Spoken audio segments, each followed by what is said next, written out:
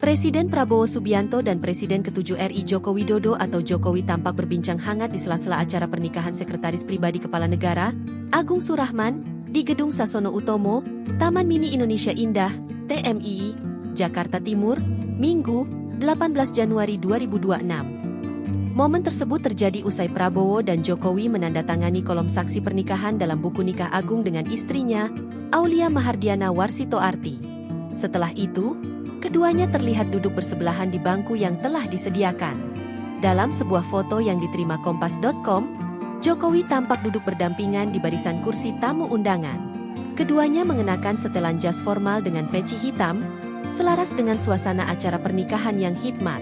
Prabowo terlihat sedikit mencondongkan badan ke arah Jokowi sambil berbincang, sementara Jokowi menyimak dengan raut wajah tenang dan kedua tangan terlipat di atas paha.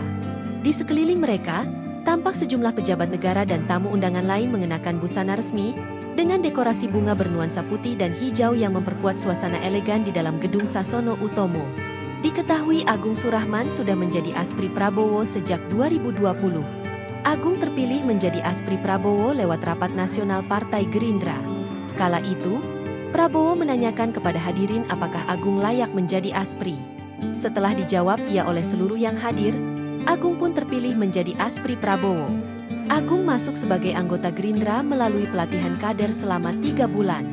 Lulus pelatihan kader, ia bersama 9 kader Gerindra lainnya ditunjuk untuk mengurus kantor pusat partai di Jakarta.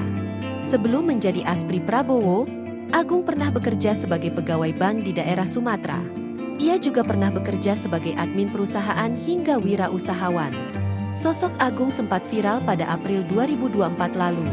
Kala itu, ia diminta menyanyikan lagu Mandarin saat mendampingi Prabowo bertemu Presiden Cina, Xi Jinping.